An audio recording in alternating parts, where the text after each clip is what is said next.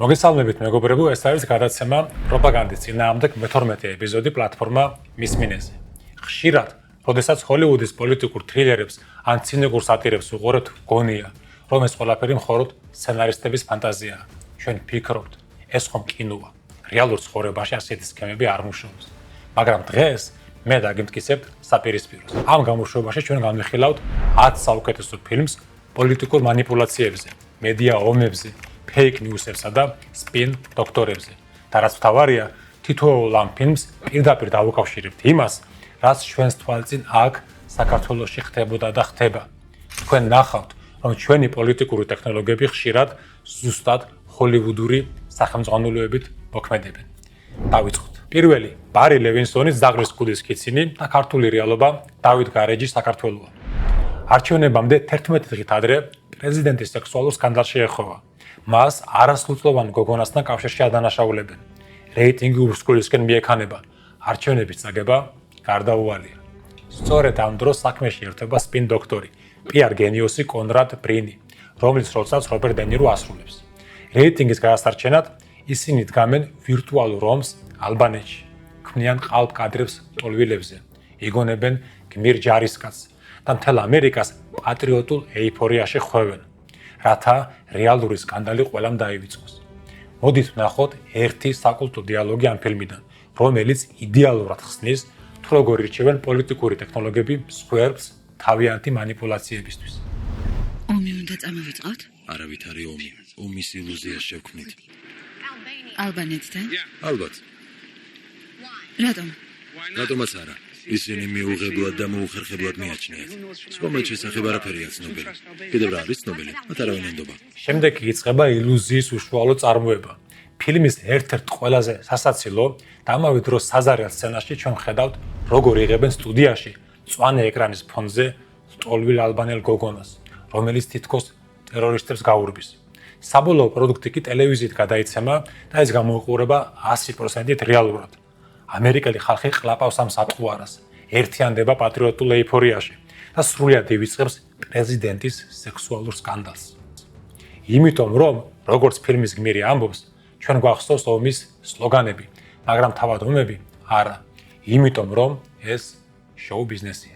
ეს კინოსცენარი პრაქტიკულად იდენტურად განმეორდა საქართველოში 2020 წლის ოქტომბერში, საპარლამენტო არჩევნებამდე ზუსტად 3 კვირით ადრე, როდესაც კარტოგრაფების საქმე აღიზრდა.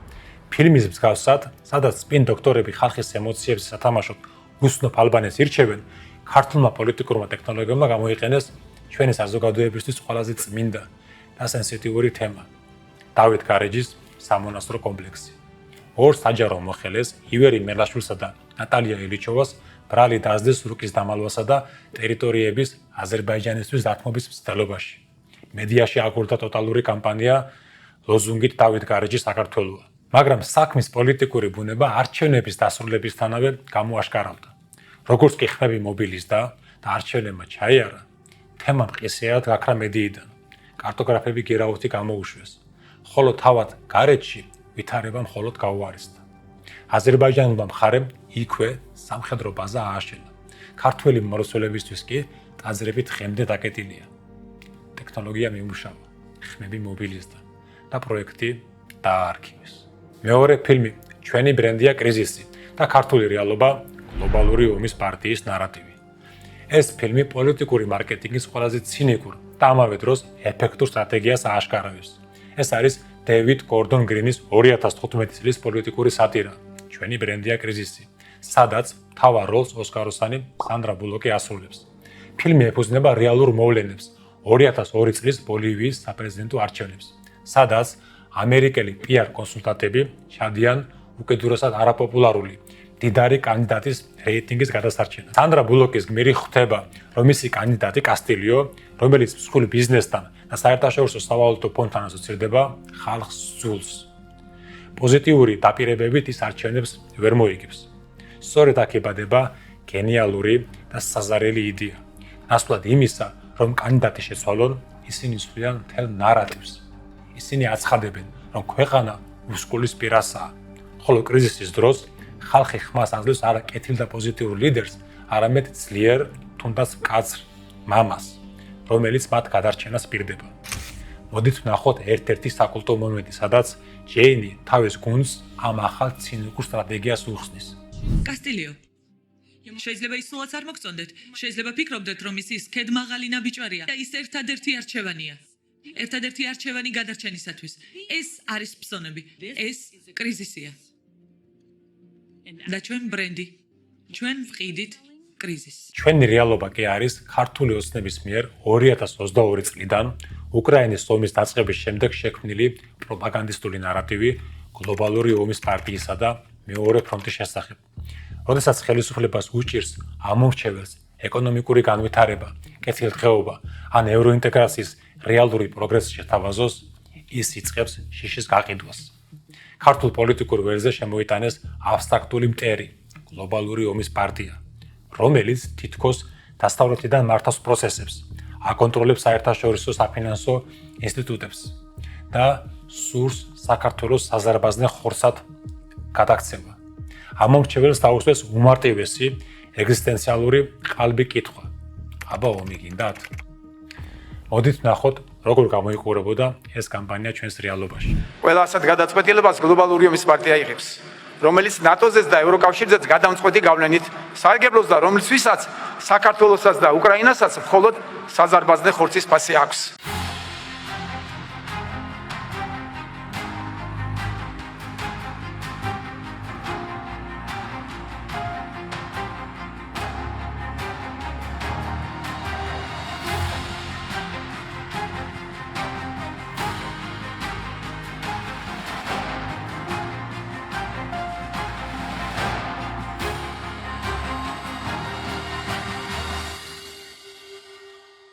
ნებისმიერი შიდა პრობლემა, სიღარიბეთო დიპლომატიური იზოლაცია ამიერიდან ჩვენ მოგვეწოდება როგორც მშვიდობის შენარჩუნების ფასი. აი ეს არის კრიზისისა და შიშის როგორც პოლიტიკური ბრენდის გაყიდვის კლასიკური მაგალითი. მოდით გადავიდეთ მესამე ფილმზე, სახელად აქ ეწევიან და ქართული რეალობა, აგენტების კანონი. მთავარი გმირი ნიკ ნეილორი, თამბაქოს კვლევის ინსტიტუტის მთავარი სპიკერი და ლობისტია. მისი სამუშაო, რბილად რომ თქვათ, ურთულესია. მან ტელევიზიითა და პრესით უნდა დაიცვას პროდუქტი, რომელიც ყოველწლიურად მილიონობით ადამიანს კლავს. ამას ნიკი მორალური მოქნილობის წყალობით ახერხებს.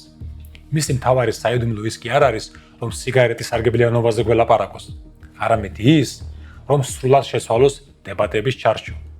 ეგ ეწოდებული ფრეიმინგი. ნიკის მიზანი არ არის დაამტკიცოს, რომ თვითონ მართალია. მისი მიზანია დაამტკიცოს, რომ მისი ოპონენტი ცდება. თუ ოპონენტი ცდება, ესე იგი ნიკი მართალია. მოდით ვნახოთ გენიალური სცენა, სადაც ნიკი თავის შვილს დებატების მთავარ წესს უხსნის ნაყინის მაგალითს. და რა ხდება, როცა მართალი არ ხარ? ჯოი, მე ყოველთვის მართალი ვარ. ყოველთვის მართალი ხომ შეუძლებელია იყო. მაგრამ თუ სწორედ ესაა შენი საქმე, ყოველთვის მართალი უნდა იყოს. მაგრამ შენ ვერ დამიმტკიცე, რომ ვანილი შოკოლადზე უკეთესია. ეს არც მჭირდებოდა, მე დავამტკიცე, რომ შენ ცდები და თუ შენ ცდები, მე მართალი ვარ. შენ მე ვერ დამარწმუნე. იმიტომ რომ ამას არც ვცდილობდი, მე მათ დარწმუნებას უნდა ვეცადო. გადმოვინაცვლოთ ქართულ რეალობაში. ეს არის ეგრეთ წოდებული აგენტების კანონის გარშემო აგებული საინფორმაციო კამპანია 2023-24 წლებში. მართველი გუნდის PR სპეციალისტები ზუსტად ნიკ ნეილორის მეთოდით მოქმედებდნენ.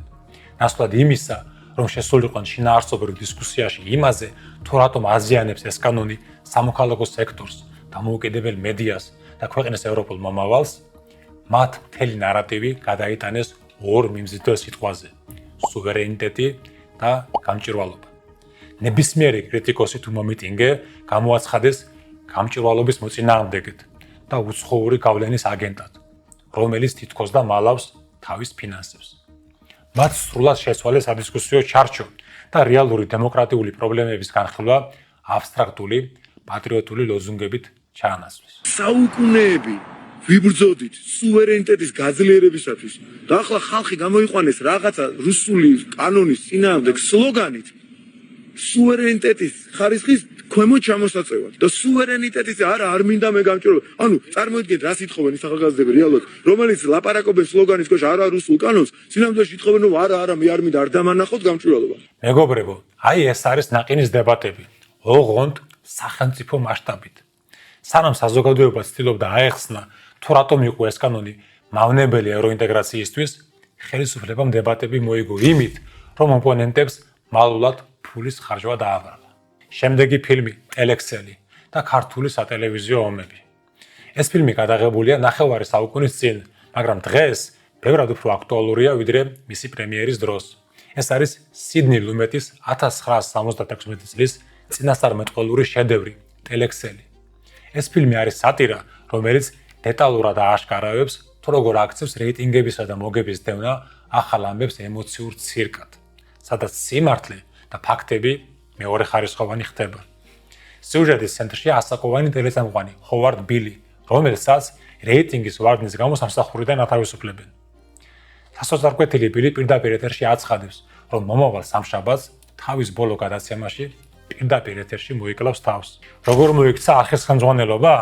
იმის მაგივრად, რომ ტელეწამყვანი ეთერიდან მოეხსნათ და გადაერჩინათ, მათ დაინახეს, რომ ამ სკანდალის გამო რეიტინგები კოსმოსში მიფრინავს. ისინი ბილს აძლევენ საკუთარ შოუს და აქცევენ მას ეთერის გიჟ წინასწარმეტყველად. ხელმძღვანელობის ამოცანაა მაყურებელმა ეხილოს სუფთა, ბუნებრივი ბრაზი. მოდით ნახოთ კინოისტორიაში ერთ-ერთი ყველაზე საკულტო მონოლოგი, სადაც ბილი მაყურებელს მოუწოდებს გამოხატონ თავიანთი რისხვა. მე არ მიგატოვებთ, მე მინდა რომ გაგიჟდეთ. არ ვიცი რა უნდა ვუქნათ, დეპრესიას, ინფლაციას, რუსებს და კრიმინალებს ქუჩაში. მხოლოდ ის ვიცი რომ უნდა გაგიჟდეთ. მინდა ახლავე ადგეთ და ფანჯარასთან მიხვიდეთ. გააღეთ თავი, გაყავით და იყვირეთ. საშინლად გაბრაზებული ვარ და ამას აღარ ავიტან. და მთელი ამერიკა დგება, აღებს ფანჯრებს და ყვირის. ხალხი ბედნიერია, რადგან მათ მისცეს საშუალება თავიანთი დაგროვილი ბრაზი ყოველგვარი ანალიზის გარეშე გადმოანთხრიონ. არხი კი ამაზე მილიონებს შოულობს. ტელექსელი ჯერ კიდევ მაშინ გვაფრთხილებდა. ტელევიზიისთვის ახალი ამბები დიდი ხანია აღარ არის ინფორმაცია. ეს არის სანახაობა, რომელიც თქვენს ნერვულ სისტემაზე თამაშობს. ახლა კი გადმოვიდეთ საქართველოში და უბრალოდ ჩართოთ ტელევიზორი. უსაფრთხო კუნძული და ირგვლივ გლობალური და რეგიონული კრიზისები, მსოფლიო სტაგნაციასა და რეცესიას ებრძვიან ერთმანეთს, აქვეა ორი ომი. საქართველოს კი 14 წლიანი უწყვეტი მშვიდობა აქვს და თან ისე, რომ რეგიონში პირველია ეკონომიკური ზრდის ტემპი. რადიკალური ოპოზიცია აღიარებს, რომ მათი მთავარი მიზანი ქვეყნის ინტერესების დაზიანებაა. მონღოლი მეჯოგენ, ამუს გარეცხილი, ეს უნდა ციხეში იჯდეს, თუნდაც იმიტომ, რომ ძალაუფლება მიითვისა. უკანონო თანამდებობის პირია. ასნობის სურათია რა? ჩვენს ქვეყანაში საინფორმაციო ომებმა დიდი ხანია აეთვისეს ჰოვარდ ბილის ფორმულა. ჩვენი წამყვანი ტელეარხები დიდი ხანია გასცენ რეალური ახალი ამბების გაშუქებას. ისინი მაყურებლის ემოციურ ინფიცირებას ახდენენ. შეხედეთ ამ ტოტალურ პოლარიზაციას. ერთ მხარეს გვაქვს პროსახელისუფლებო ტელეკომპანიები, იმედი, რუსთავი 2 და პოსტივი. ყოველი საინფორმაციო გამოშვება იწყება საზეიმო 7 ტონით. ეკონომიკა იზრდება, მშვიდობა გარანტირებულია, მაგრამ არსებობს რადიკალური ოპოზიცია, რომელიც ქვეყნის დაღუპვას, რევოლუციასა და არეგულობას გეგმავს. მაყურებელს მუდმივად უნერგავენ შიშს, რომ თუ ძალაუფლების ბალანსი შეიცვლება, ქვეყანა განადგურდება. მეორე მხარეს კი გვაქვს კრიტიკული და ოპოზიციური არხები, მთავარი არხი, ფორმულა და ტელეკომპანია პირველი. ყოველი გამოშვების დასაწყისი აპოკალიფსურია. ქვეყანა იყიდება. რუსეთი აქ არის. ხვალინდელი დღე არ არსებობს. ყველაფერი თავზე გვენგრება. მაყურებელს უნერგავენ ტოტალურ უიმედობას და ბრას. ორივე მხარე მუშაობს ზუსტად ერთი და იმავე მეთოდით. მათ სჭირდებათ, რომ თქვენ იყოთ ან უკიდურესად შეშინებული, ან უკიდურესად გაბრაზებული. რატომ? იმიტომ, რომ როდესაც ადამიანი ძლიერ ემოციურ მდგომარეობაშია, მისი ტვინის რაციონალური ნაწილი ითიშება. ის ვეღარ სვამს ლოგიკურ კითხვებს, ვეღარ ამჩნევს ტყუილებს და ხდება ადვილად მანიპულირებადი, მორჩილი ჯარისკაცი. შემდეგი ფილმი მარტის იდები და ჩვენი რეალობა სუსის ფაილების გაჟონვა. ფილმი გვიჩვენებს ახალგაზრდა, ამბიციურ და ნიჭიერ პრეზიდენტს სტივენ მეიერს, რომელიც მუშაობს დემოკრატიული პარტიის საპრეზიდენტო კანდიდატის გუბერნატორ მაიკ მორისის საარჩევნო შტაბში. კამპანიის შუაგულში სტივენი შემთხვევით იგებს დამანგრეველს საიდუმლოს გუბერნატორის პირადი ცხოვრებიდან. რამაც შეიძლება მისი კარიერა და არჩევნებში გამარჯვების შანსი წამებში გაანადგუროს. თუმცა პოლიტიკურ ტექნოლოგიებში მთავარი არა ის, თუ რა იცი, არამედ ის, თუ როდის გამოიყენებ ამ ინფორმაციას. არსებობს ტერმინი კინეტიკური ფანჯარა. თუ კომპრომატს ძალიან ადრე გამოაქვეყნებ, ოპონენტის PR გუნდს ექნება დრო, რომ მოამზადოს პასუხი, მოიბოდიშოს, გაათავისუფლოს პასუხისმგებელი პირები, ან სხვა თემა ააგოროს. თუ ძალიან გვიან გამოუშვებ, ის ვეღარ მოასწრებს მედიასევრსის სრულ დათვისებას. იდეალური დრო არჩევნებამდე ზუსტად 10-14 დღეა. სწორედ ამ დროს გამოქვეყნებული დარტყმა აგდებს ოპონენტის შტაბს სრულ ნოკაუტში. მოდით ვნახოთ ეპიზოდი ფილმიდან, სადაც ნაჩვენებია პოლიტიკური გათვლებისა და თაიმინგის ცივი ლოგიკა. შევწდი, სულელური შეცდომა დავუშვე, იმიტომ რომ არ მეგონა თუ მნიშვნელოვანი იყო. ჭანდაბა როგორ თუ არ გეგონა. ესე ამოვნა რომ გამოგარჩიეს. შენ კი ფიქრე იქნება რომ ეს გამოვრჩეო. თავი დიდი კაცი გეგონა. პოლიტიკა შეცდომებს არ პატიობს და რაც თავარია, ის არ პატიობს არასწორ თაიმინგს. გადმოვინაცვლოთ ქართულ რეალობაში. ეს არის სუსტი საიდუმლო მასალებისა და ფარული ჩანაწერების მასშტაბური გაჟონვა 2021 წლის სექტემბერში, ადგილობრივ არჩევნებამდე 2 კვირით ადრე. 2021 წლის 13 სექტემბერს ინტერნეტში აიტვირთა 58,000-მდე ფაილი, რომელმაც სავარაუდოდ სახელმწიფო უსაფრთხოების სამსახურიდან გამოჟონა.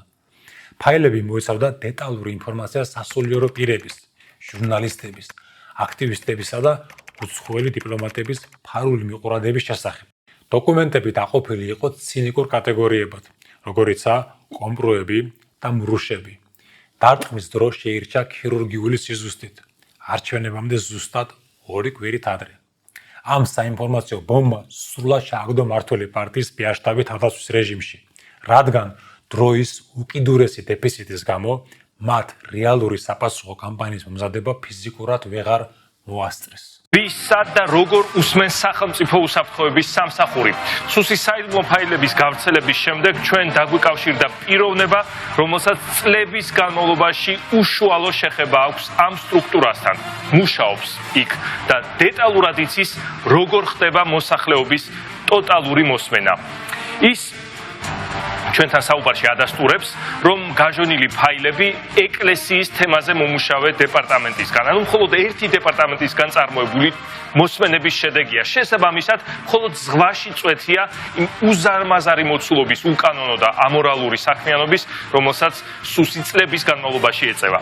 ჟურნალისტებისთვის და მედიისთვის ცალკე დეპარტამენტია, ბიზნესმენებისთვის ცალკე, დიპლომატებისთვის აგრეთვე და ასე შემდეგ. თუმცა არჩევნებამდე 3 დღით ადრე 29 სექტემბერს მოხდა მესამე პრეზიდენტის დაბრუნება უკრაინიდან, რამაც ბევრი კრიტიკოსის აზრით მნიშვნელოვანი როლი ითამაშა მმართველი გუნდის გამარჯვებაში.